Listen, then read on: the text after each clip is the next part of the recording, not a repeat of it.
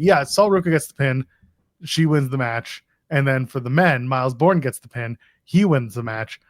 I don't think either of these women or either of these people are going to be winning their respective Iron Survivor Challenge. I think they really, if they do, it's very like, why did we get so heavy-handed with this? Because they have told you at every step that Miles Bourne is the guy to watch, and they have told you at every step that Sol Ruka is the woman to pay attention to. But yeah, I don't think either of them should win. Maybe it's the swerve culture, bro, but they should do something else. Well, Miles Bourne gets the pick where he's at now in the Iron Survivor Challenge. I don't think that was the stipulation for the women's thing. No, it was just there, but Saul got the pin and they made a big deal out of it. Yeah, and then Zarya speared Kendall, and maybe she was aiming for Saul, maybe, because then her and Saul yelled afterwards when it came to that. But Miles Bourne. Well, that's the next step in his career. He's a good-looking individual. I get it. That's a Ring of Hallucinations gimmick. Well, when we talk to Miles, we'll have to do that. What do you think of the character Miles Porn? He'll be like, I thought about that once. I pitched it. And then they decided to go with the Born again idea. And I was like, I guess whatever gets me on TV, brother. Well, that's after he does the porn arc. He is Miles Born again. Yeah. I was waiting for that. This is gonna be awful. Well, we have to change his name from Miles MY to MI, so it looks like it's like miles and miles of porn. Yes. Yeah.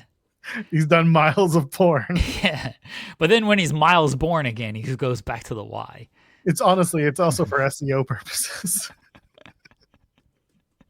I hate that my brain thinks like this. How do we bury my past in a digital world? All right, so we've successfully inundated Miles Bourne into the Ring of Hallucinations. So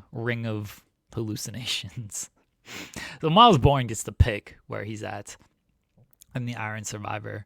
I don't know. This is a number 1 position, right?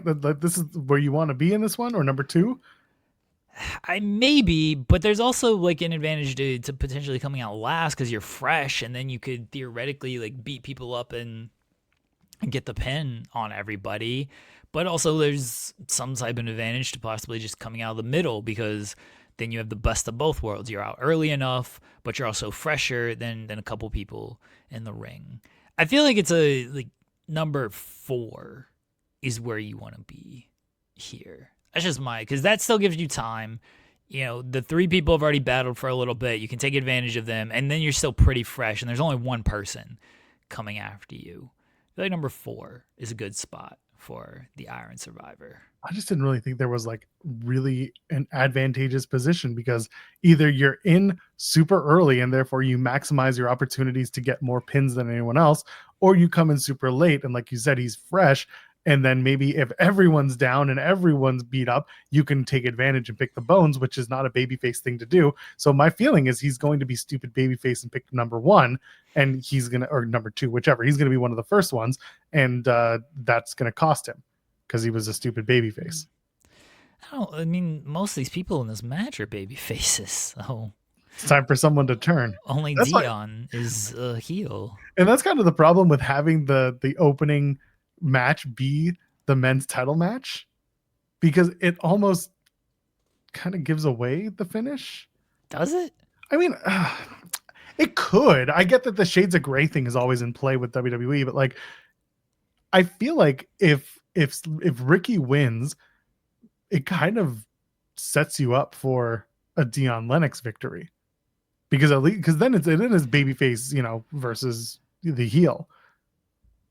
And if Obo wins, who does that set you up for? The other 3, honestly. Javon, you can come back around to the Javon getting his big victory, and then that's the end of Obafemi on main, or on NXT, I should say.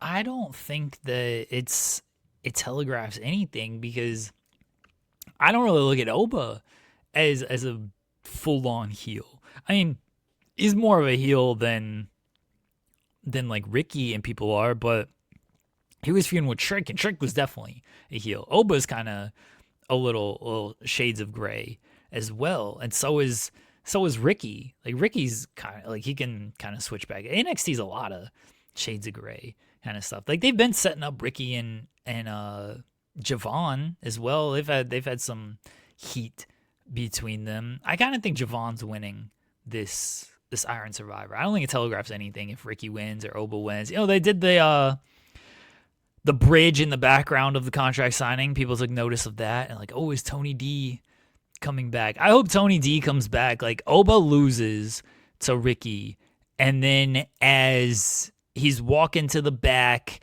with the lights go down. It's not Dark State, although stocks are up. The lights go down, and Oba is just gone. He's like in the middle of the ring. He's getting like a big to do because he's basically going to main roster. And the lights go down, and then he's just gone. And then we get a vignette later in the show, and we just see him being tossed off a bridge. And that's the end of Obafemi and NXT. And then next thing you know, he's in the main roster. This is just like Pretty Deadly all over again. Yes.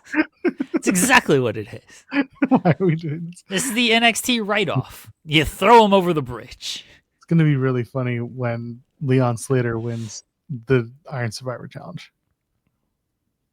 I mean, I don't think that's going to happen, but he gets his title shot the first match. Instead of doing it on New Year's Evil, they do it on the AMC premiere. Oh, that'd be good. Yeah, if he could, he could do that. Actually, they want to load up that card. So real quick, I do have to point this out. TNA is still doing a pay-per-view that Saturday. So TNA Genesis is they're going ahead and doing TNA Genesis at Curtis Caldwell on Saturday, January 17th. The first AMC show is going to be a live go home to TNA Genesis, which makes you think, what are you going to do? Period. End of sentence. Oh, I guess it's a question mark.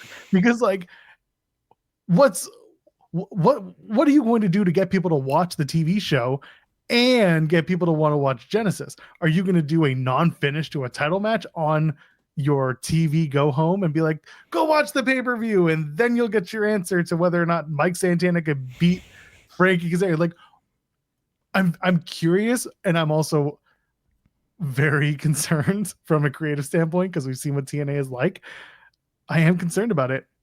So with that said, if Leon Slater won and they pushed it off of New Year's Evil and he got to say, hey, I want this title match at the Genesis debut, or not Genesis, at the TNA AMC debut, then you can push the TNA World title match to Genesis.